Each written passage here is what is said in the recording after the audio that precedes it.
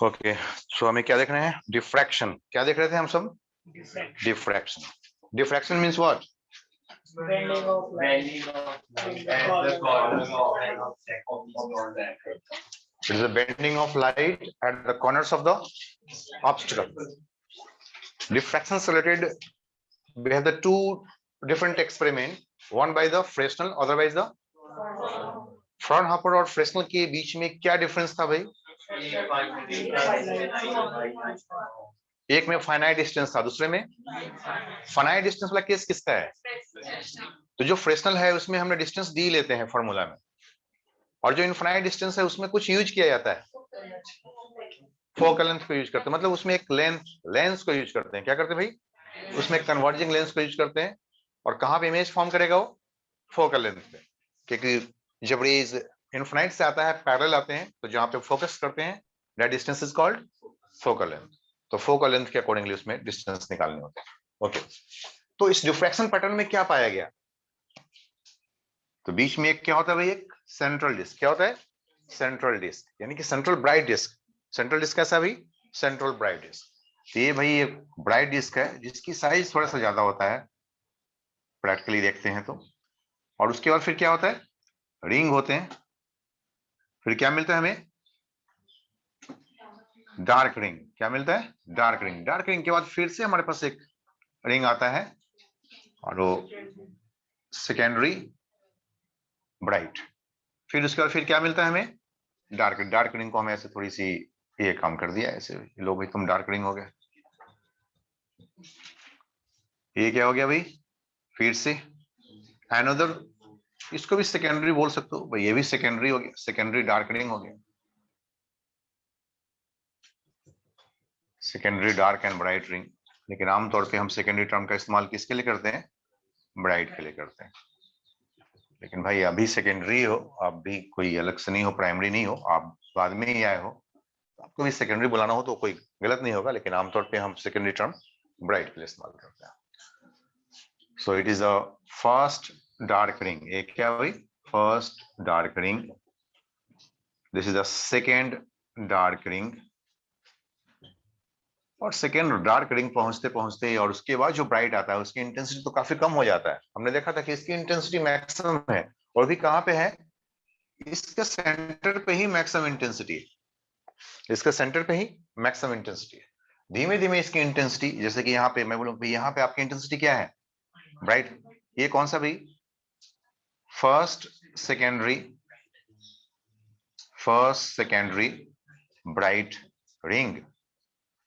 First secondary bright ring है, और आगे जो आने वाला है वो क्या बनेगा? Second and so on.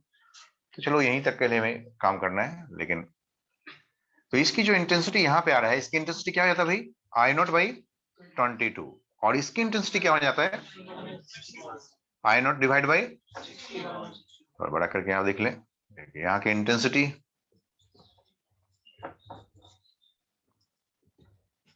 I not by 22 हो जाता है। हमें याद ही रखना है इसको, ठीक है ना, वैल्यूज को। और इसकी जो इंटेंसिटी है यहाँ पर ये हो जाता है आई नॉट बाई 62 या 61। 61 या 62 दोनों ही टर्म आपके लिए वैलिड है। अब इसमें हमें समझना था कि इनका विड्थ, इनकी एंगुलर पोजीशन। अब इसको ये क्या है? Centre. This is the centre of the bright disc. ये क्या भाई? This is centre of the bright disc. तो centre of the bright disc से जहां से भी जो स्लिट्स होते हैं, आप स्लिट्स कहीं पे लेंगे, ये पॉइंट ऑफ स्लिट्स है यहाँ पे, तो इसका जो विड्थ है, इसका विड्थ क्या होता है? सेंट्रल ब्राइट डिस्क का विड्थ क्या होगा? तो बोले भाई सेंट्रल ब्राइट डिस्क का विड्थ आप वही ले लेना जो आपने डार्कनिंग का कैलकुलेट करोगे। सेंट्रल ब्राइट डिस्क का विड्थ वही ले लोगे जो डार्कनिंग का कैलकुलेट करोगे, राइट? तो width of the central bright disc यहां पे लिख सकते हैं,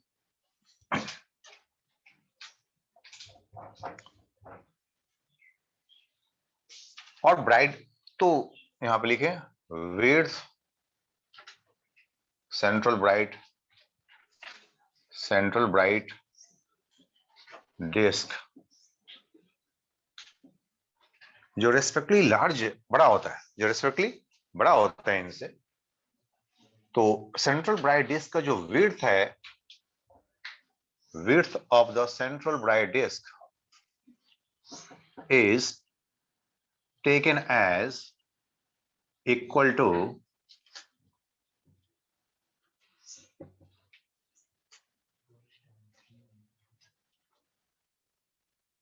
width of the first dark ring.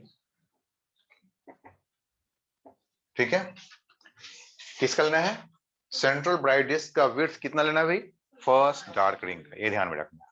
तो हमें दो ही चीज कैलकुलेट करना है, एक फर्स्ट डार्क रिंग का विड्थ कितना होगा, दूसरा फर्स्ट ब्राइट रिंग का डिस्क विड्थ कितना होगा। विड्थ भी कैलकुलेट करना और एंगुलर पोजीशन भी कैलकुलेट करना और लीनियर पोजीशन भी कैलकुलेट करना। हमें हमारे पास 3 टर्म्स होंगे। क्या क्या होंगे भाई? एक होगा एंगुलर पोजीशन, एक होगा एंगुलर पोजीशन। एंगुलर पोजीशन का मतलब होगा सिर्फ थीटा। एंगुलर पोजीशन का मतलब क्या है? थीटा। दूसरा टर्म हमारे पास क्या आने वाला है? Angular width. एंगुलर विड्थ खासतौर पे ब्राइट डिस्क के लिए या पूरा यहां से यहां तक की जो डायमीटर है उसके लिए विड्थ का इस्तेमाल करते हैं। Okay, angular width, angular width, angular width का मतलब आएगा तो क्या लिखे 2 थीटा। और दूसरा आप यूज कर सकते हो लीनियर पोजीशन। क्या इस्तेमाल कर सकते हैं? Linear position. Linear position, linear position means what? Y, मतलब यहां से ये सेंटर ब्राइट से, सेंटर से इसकी जो पोजीशन है वाई, ये वाई की वैल्यू क्या है, इसकी वाई की वैल्यू क्या है, मतलब फर्स्ट ब्राइट का वाई क्या है, फर्स्ट डार्क का वाई क्या है, या सेकेंड डार्क का वाई क्या है, ये क्या हो गया? Linear position Y. क्लियर है? ओके, तो सभी किस को यूज करके देखना है? अप्रोक्सीमेटली सबकी जो वैल्यू होगी हमें YDAC एक्सपेरिमेंट के अकॉर्डिंगली करना है। इसके लिए एक फर्दर सा कोई रूल ड्राइव नहीं करना है, YDAC के जैसा ही करना है। तो दोनों ने, फ्रेस्नेल ने एंड फ्रॉनहोफर ने, दोनों ने YDAC को ही एक्सपेरिमेंट्स को यूज करके देखा था। लेकिन जब उसने इस फॉर्मूला को देखा और साथ में जो एक्सपेरिमेंटल वैल्यू को कैलकुलेट करके देखा कि चलो अब उसको कैलकुलेट करके देखते हैं नंबर गेम से, थोड़ा सा डिफरेंसेस आया था, थोड़ा सा डिफरेंसेस आया था। ये सब क्या है? एक अप्रोक्सीमेट कैलकुलेशन है, एक अप्रोक्सीमेट वैल्यू है। ठीक है, माइंड में सेट करना होगा, जो भी कुछ वैल्यू जाएगा एक अप्रोक्सीमेशन है। जो एग्जैक्टनेस होता है वो तो मेजरमेंट करने के आ जाता है। भाई कोई भी चीज यहाँ पे डिस्क है, क्या हम इसकी एग्जैक्ट मेजरमेंट नहीं कर पाएंगे? कर पाएंगे। फोन को रख दो भाई, हटा दो, बस मैंने बोला हटा दो, हटा दो, दूसरी बात मत दो। ओके, तो हमें YDAC को ही यूज करके बताना है। और YDAC में और डिफ्रैक्शन पैटर्न में थोड़ी का जो रिजल्ट का जो है ना, एक्चुअल में और एक्सपेरिमेंट में, एक्चुअल में और एक्सपेरिमेंट में थोड़े का फर्क आता है। क्लियर है? जब हम इसकी y को निकालेंगे ना, तो इसकी जो y है, इसका जो रेडियस आता है सेंट्रल ब्राइट डिस्क का, एक्सपेरिमेंटल वैल्यू वो आता है 1.22 times, 1.22 times dy by d, यही आता है ना, d लैम्डा by d। लेकिन यहाँ पे हमारे पास आ जाता है 1.22, 1 टाइम्स होता है डी लैम्डा बाई डी। ये कौन सा वैल्यू होता है? ये एक्सपेरिमेंटल वैल्यू होता है जो एग्जैक्टली मेजरमेंट करते हैं, क्योंकि यहाँ पे थोड़ा सा बड़ा दिखता है, लेकिन अप्रोक्सीमेटली यहाँ पे कर सकते हैं। ठीक है, नोटेड है? ओके, इसको नोट कीजिए, फिर हटाएंगे। आगे देखें,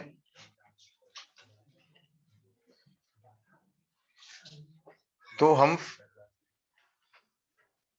फर्स्ट डार्क की पोजीशन को कैलकुलेट करते हैं। किसके पोजीशन को कैलकुलेट करते हैं? फर्स्ट डार्क का। ओके, फर्स्ट डार्क का पोजीशन क्या होगा, या डार्क की पोजीशन क्या होगा? डार्क रिंग, डार्क रिंग की बात करते हुए, डार्क रिंग को आप सेकेंडरी टर्म्स इस्तेमाल कर सकते हो, या सेकेंडरी डार्क रिंग बोल सकते हो, या फिर क्या बोल सकते हो? सेकेंडरी डार्क रिंग बोल सकते हो, नो प्रॉब्लम। और सेकेंडरी डार्क रिंग आमतौर पे सेकेंडरी टर्म का इस्तेमाल ब्राइट के लिए करते हैं, क्योंकि पहले से हमारे पास एक ब्राइट डिस्क है और दूसरा जो है सेकेंडरी है। यहाँ पे पहले से कोई रिंग है नहीं, डार्क रिंग, इसको डार्क रिंग बोल सकते हैं या सेकेंडरी डार्क रिंग भी बोल सकते हैं आप।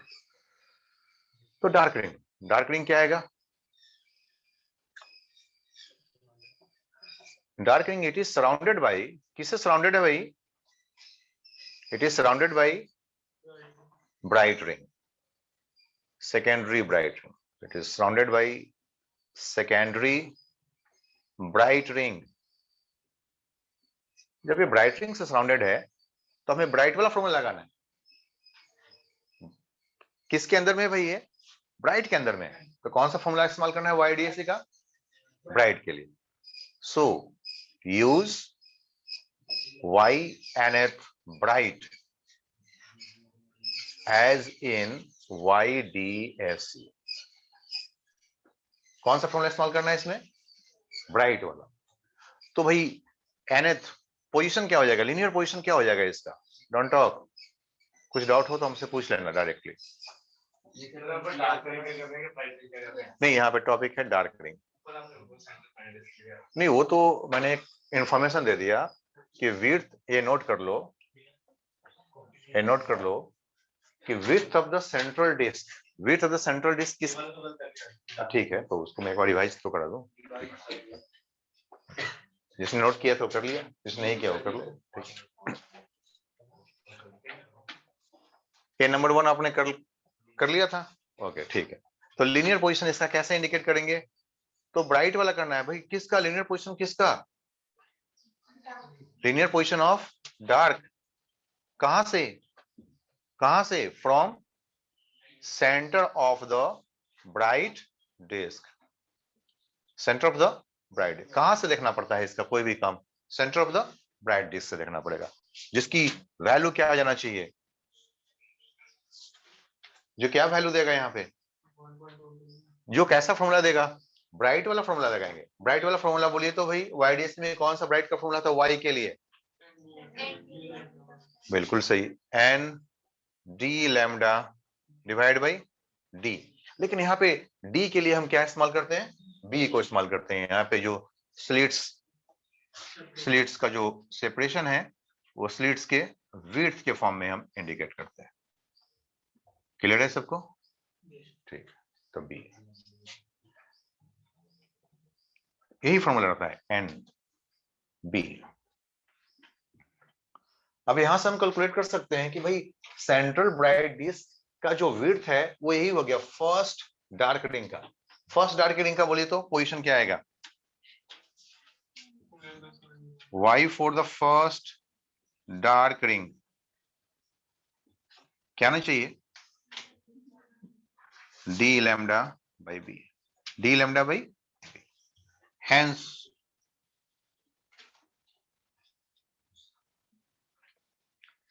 Y of the central disk, यानी कि radius of the central disc बोल सकते हैं। अब यहाँ पे क्या बोल सकते हैं इसका? ये तो पूरा कंप्लीटली है ना। तो radius of the central disc is dy d lambda by b। Radius of the central disc क्या हो जाना चाहिए? d lambda by b। Not clear? भाई सेंट्रल डिस्क किसके अंदर में है? रिंग के, ब्राइट डार्क रिंग के अंदर में। तो डार्क रिंग का जो भी रेडियस आ जाएगा वही रेडियस किसका लेना है? सेंट्रल डिस्क का लेना है। क्लियर है?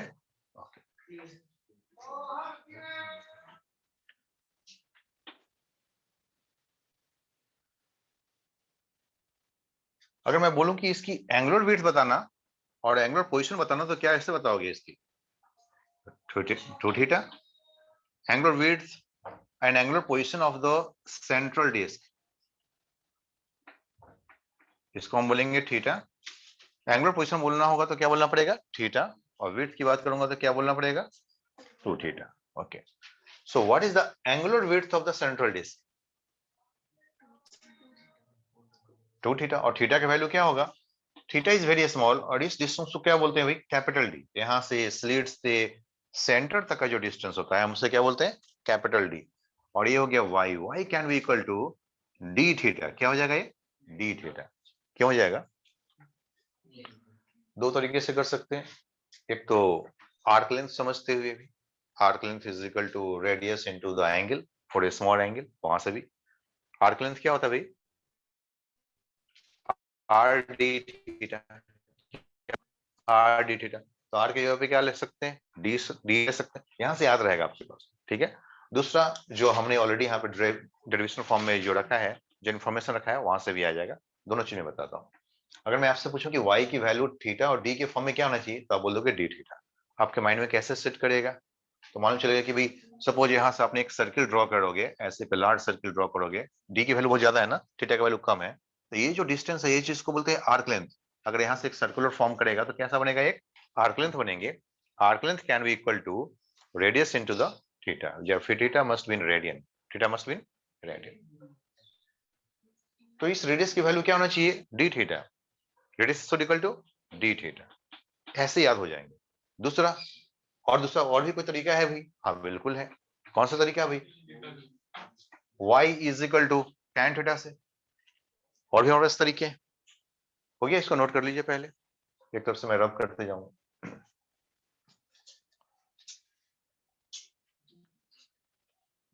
Radius of the central disc D lambda by, ठीक है। लेकिन एक्सपेरिमेंटली ये वैल्यू कितना आया था भाई, यही एक्सपेरिमेंटली ये वैल्यू कितना आ रहा है, 1.22 डी लैम्डा बाई, याद रखना है। Experimental value is this, but जो कैलकुलेशन जो हमने कैलकुलेट नहीं किया, किसने कैलकुलेट किया भैया, फ्रॉनहोफर एंड फ्रेस्नेल ने कैलकुलेट किया।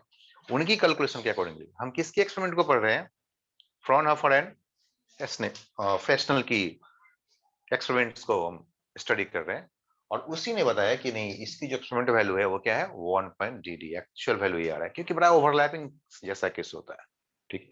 तो आपसे जो क्वेश्चन पूछा जाएगा उसी का जवाब दीजिए। अगर आपसे पूछा जाएगा एक्सपेरिमेंटल वैल्यू क्या है, तो आप ही जवाब देंगे, इनकी ड्राइव फॉर्मूला क्या है, आप ही जवाब देंगे। क्लियर है,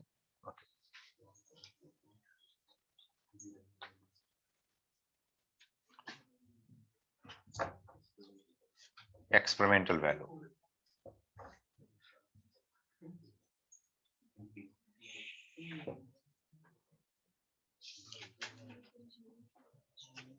Okay, so width of the central disk is taken as the width of the dark ring, right? And therefore कितना हो गया width, 2 theta, and 2 theta can be equal to, बोलो theta is equal to capital D into theta is equal to, theta की value बोलो, y by d, तो 2 times y by d, और y की value हमें भी निकाला है, रेडियस। यहाँ पे y क्या है भाई, रेडियस है, रेडियस मींस y, यहाँ पे radius means y, that is twice of the, बोलना भाई, twice of the capital D lambda by b, क्या आ गया, ये यही आ गया, this is the width. Bright disc के लिए खासतौर पे विड्थ टर्म का इस्तेमाल करते हैं, और बाकियों के लिए हम एंगुलर पोजीशन और लिनियर पोजीशन को इस्तेमाल करते हैं। क्लियर है, और बाकियों के लिए भी हम विड्थ टर्म का इस्तेमाल कर सकते हैं। पूछेगा कि इसका विड्थ क्या है तो बोल देंगे, लेकिन खासतौर पे विड्थ किसका पूछा जाता है, ब्राइट डिस्क के लिए। ब्राइट डिस्क का विड्थ मींस 2 थीटा, या किसी का भी विड्थ पूछेगा तो 2 थीटा बोल सकते हो, थीटा कैलकुलेट करना पड़ेगा। ये क्लियर है या नहीं clear, not clear, not clear, कहां पे,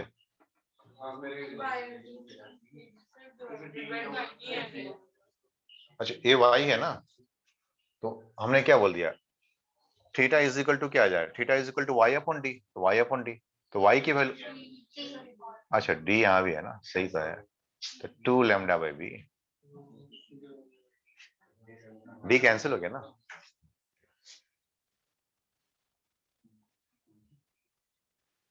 this is the angular weight, 2 lambda by B is the angular wait.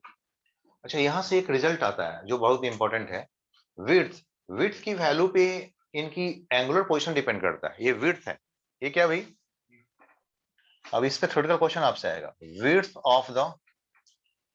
width of the central disk, तो width of the central disk is inversely proportional to the, बोलिए, width of the slits, width of the obstacle, width of the central disc is inversely proportional to the width of the obstacle. B is what? Width of the obstacle. अगर obstacle की size छोटा होगा तो इसकी size क्या होगा भाई? बड़ा होगा। जितने आप छोटे स्मॉल करते जाओगे इस ऑब्स्टिकल की साइज को, उतना ही डिस्क बड़ा और बड़ा होता जाएगा। और जैसे जैसे डिस्क इसकी साइज को आप बड़ा करते जाओगे, इसकी साइज छोटे होते जाएंगे।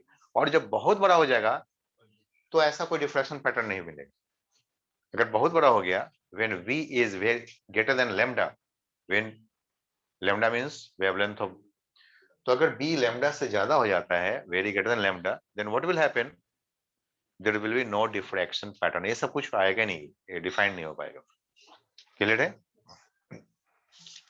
तो इस पे बेस्ड क्वेश्चन आएंगे आपको कि जब विड्थ ऑफ द ऑब्स्टिकल को इंक्रीज या डिक्रीज करते हैं तो ब्राइट डिस्क की साइज पे क्या फर्क पड़ता है। तो इट इज इनवर्सली प्रोपोर्शनल। आमतौर पे अगर इस ये रिलेशन नहीं होता, अगर रिलेशन नहीं होता और तब ये क्वेश्चन पूछते कि भाई आप इसकी विड्थ बढ़ाओगे तो इसका क्या होना चाहिए, तो आपको लगता है कि नहीं बढ़ते जाता। अगर रिलेशन नहीं आता तो आपको क्या लगता, अच्छा ये बढ़ते जा रहा है, ये भी बढ़ते जा रहा है, यहाँ से ज्यादा बड़ा होल हो रहा है तो यहाँ भी बड़े से इमेज आने वाले हैं। तो ऐसा नहीं, यहाँ पे जितना छोटा होगा उतना ही यहाँ पे बड़े होंगे। क्लियर है? So inversely proportional to B. B means what? Width of the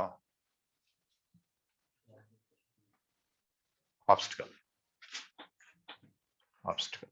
Width of the obstacle.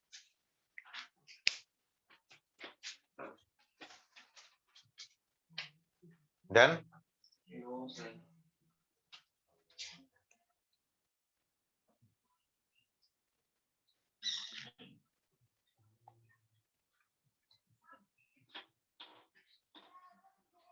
all the formula values are approximate to the real value to the experiments, है ना? उसके आसपास में ही होते। All the कहाँ से मालूम चल रहा है कि भाई आपने यहाँ पे फॉर्मूला क्या डिराइव कर दिया, lambda d by db, जबकि एक्सपेरिमेंटल वैल्यू में क्या आ रहा है 1.22 टाइम्स, थोड़ी सी ज्यादा है, थोड़ी सी ज्यादा है। कहाँ पे? हाँ ये डी के पे बी है। पहले बात एक है ना, वहां पे हम YDSA में क्या लिखते हैं, स्मॉल डी, यहाँ पे खासतौर पे क्या इस्तेमाल करते हैं, बी इस्तेमाल करते हैं।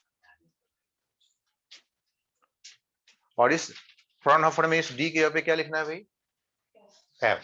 फ्रॉन हफर में इस डी के पे क्या लिखना है, F. F means what, focal length.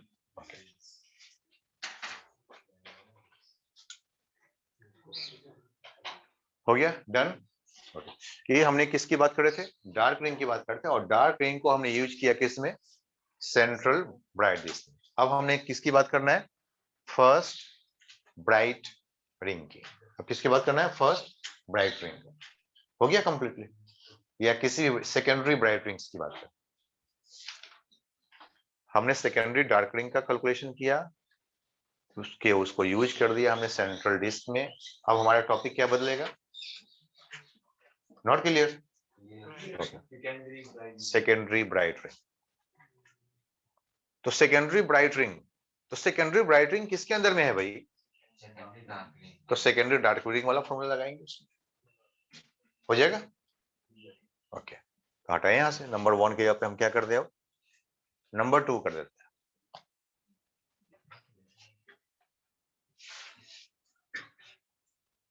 Secondary dark के जगह पे क्या करना है, अब bright,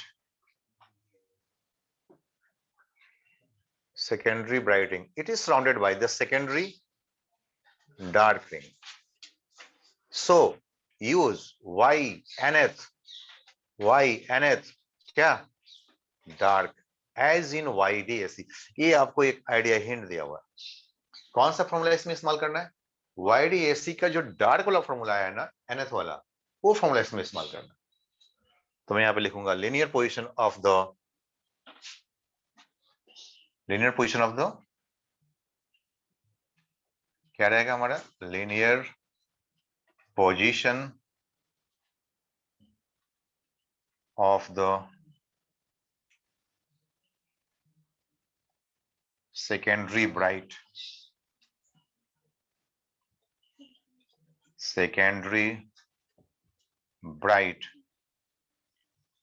rings from the center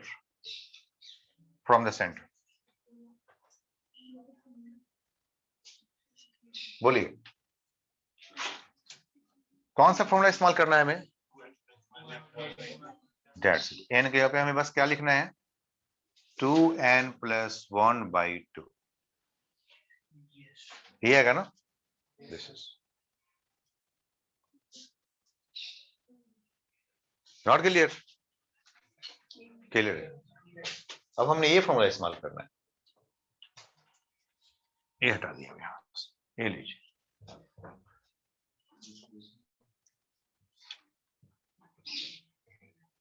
For the first bright ring, for the first secondary bright ring, for the first secondary bright ring, n is equal to what? n is equal to 0। क्या रखना पड़ेगा? दो तरीके से 2n minus 1 भी लिख सकते हैं और 2n plus 1 भी कर सकते हैं। 2n minus 1 and 2n plus, तो 2n plus 1 में है तो 0 रखेंगे और minus 1 रखेंगे तो 1 से स्टार्ट करेंगे। तो फर्स्ट केस, तो y of the linear position देख रहे हैं किसका भाई? First secondary ring, secondary bright ring, क्या हो जाएगा? d lambda by 2b, d lambda by 2, y of the secondary bright ring क्या हो जाना चाहिए? 3 lambda by 2b। बोलो जो फर्स्ट डार्क,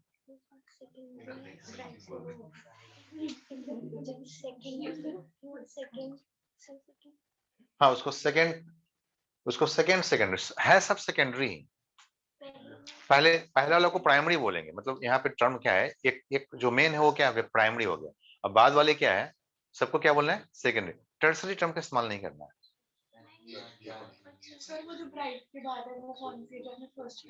देखो ये जो पहला ये ब्राइट है इसको क्या बोलना है? सेंट्रल। इसको मतलब ये प्राइमरी कैसा हो गया, और बाकी आने वाला वो सब क्या हो गया? सेकेंडरी। तो सेकेंडरी में भी तो बहुत सारे सेकेंडरी है ना, तो एक को बोलेंगे पहले आए हो तो फर्स्ट प्राइमरी, फर्स्ट सेकेंडरी, दूसरे वाले हो सेकेंड सेकेंडरी, थर्ड हो थर्ड सेकेंडरी। है बस समझ में? टर्सरी इस्तेमाल नहीं करना है ना। कहीं कोई नहीं करता इसलिए हम भी नहीं करते, कोई नहीं करता। हाँ बड़ा सिंपल है। हमने अभी किसका बात किया था? हमने किसको कैलकुलेट कर लिया था? सुनो, डोंट टॉक। हमने एक मिनट, हमने पहले एक डार्क रिंग के बारे में कैलकुलेशन किया था। हमारा टॉपिक क्या था? Dark ring. पहला टॉपिक क्या था? Dark ring. और डार्क रिंग का है विड्थ को हमने किसको यूज कर लिया? सेंट्रल ब्राइट के लिए। किसको यूज कर लिया? सेंट्रल। अब इसकी स्टोरी खत्म, इसकी स्टोरी खत्म। अब किसकी स्टोरी शुरू? सेकेंडरी ब्राइट का। किसका स्टोरी शुरू? Secondary bright. लेकिन सेकेंडरी ब्राइट में तो सेकेंडरी ब्राइट फर्स्ट भी है, सेकेंड भी है, थर्ड भी आएगा, फोर्थ भी आएगा, बहुत सारे आएंगे। वहां तक तो इंटेंसिटी बहुत वैनिश कर जाता है, तो आमतौर पे हमें दो ही सेकेंडरी ब्राइट के बारे में बात करना होता है। ठीक है, ओके। या हम nth का फॉर्मूला इस्तेमाल कर सकते हैं। तो nth के फॉर्मूला में हमारे पास आ गया, तो हमारा टॉपिक क्या बन गया? देखिए सेकेंडरी ब्राइट रिंग, क्या वो देख रहे हैं? Secondary bright ring, and it is surrounded by the secondary dark rings. It is surrounded by secondary. ये लाइन इसलिए दिया हुआ है कि ध्यान से, किसी कोई कंफ्यूजन हो कहीं भी किसी मुझसे पूछ ले directly, please don't talk to each other. So it is surrounded by the secondary dark ring, so use y nth dark as in YDS, हमने कौन सी क्या हम इसके लिए कोई फॉर्मूला ड्राइव कर रहे हैं? क्या नहीं करना। हम कहीं ऐसा कहीं कर रहे हैं कि यहाँ से लाइट निकला, एक वेवलेंथ इधर से जा रहा है, एक लाइट जा रहा है, कोई डेरिवेशन कर रहे हैं? नहीं कर रहे हैं। किसको यूज कर रहे हैं? कौन सा डेरिवेशन का यूज कर रहे हैं? वाई। भाई वाईडीएससी को आपने लंबे समय तक पढ़ा है, सब कुछ समझ में आ गया है आपको। वाईडीएससी का पूरा फॉर्मूला आपको याद है, डार्क का क्या होता है, ब्राइट का क्या होता है। हमें अब उसको यूज करना है। हमें इसलिए यूज करते हैं कि भाई इन्होंने ऐसा यूज किया, राइट। हम इनकी एक्सपेरिमेंट को पढ़ रहे हैं, हम अपनी एक्सपेरिमेंट को नहीं बता रहे। Got it? Okay. So it is surrounded by the secondary darkening. That's why he calculated that कि आप इसमें YDSC में वो फॉर्मूला इस्तेमाल किया था जो आपने डार्क के लिए, ब्राइट के लिए, यहाँ पे ब्राइट का ना, ब्राइट का है तो डार्क के लिए जो फॉर्मूला आपने इस्तेमाल किया वो फॉर्मूला आप इस्तेमाल कर दो इसमें। Got it? ओके। तो linear position of the secondary bright rings from the center in diffraction किसमें है? in diffraction। मतलब YDSC एक अलग है, डिफ्रैक्शन अलग है। तो इन डिफ्रैक्शन, बात ऑब्वियसली डिफ्रैक्शन की बात कर रहे हैं, डिफ्रैक्शन की बात हो रही है। तो nth, ये क्या भाई? nth इन डिफ्रैक्शन, ये किसका है? डिफ्रैक्शन पैटर्न में nth में देख रहे हैं। इस पैटर्न को क्या बोलते हैं? Diffraction pattern.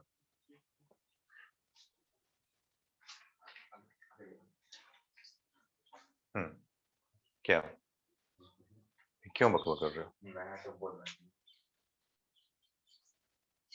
अपनी हैबिट में सुधार लाओ।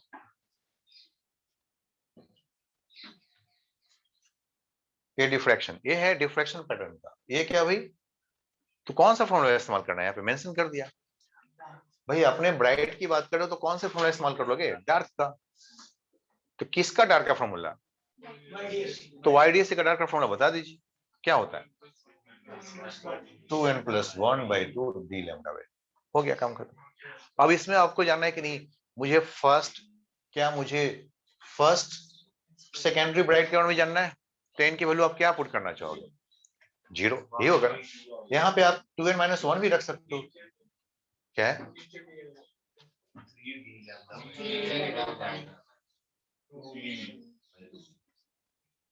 ये ना, ठीक, वो बता। यहाँ पे माइनस, यहाँ पे ध्यान देना, यहाँ पे 2n - 1 का भी इस्तेमाल कर सकते हैं।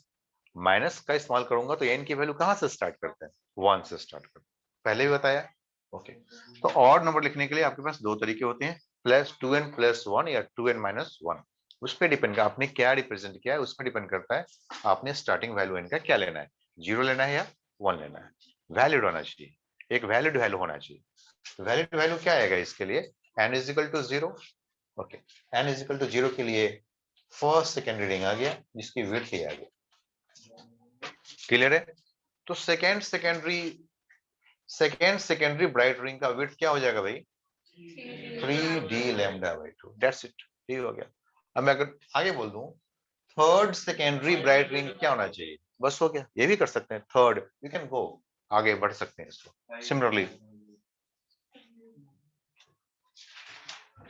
Similarly third secondary bright ring y की वैल्यू, y of the third secondary bright ring क्या आ गया भाई? बोलो। 5d λ/2b। That's it, and so on and so on. Not too difficult, simple है। ओके। अगर कहीं पे कंफ्यूजन होता है तो बस वही, कभी ब्राइट आता है कभी डार्क आता है, उसी बात को लेकर, लेकिन एक बार अच्छे से कंसंट्रेट कर लेंगे कोई दिक्कत नहीं। क्लियर है? ओके। तो भाई ये हो गया, डिफ्रैक्शन हो गया, डिफ्रैक्शन कंप्लीटेड। क्लियर है सबको? ओके, आगे करें अब दूसरा। हाँ, डिफ्रैक्शन कंप्लीट।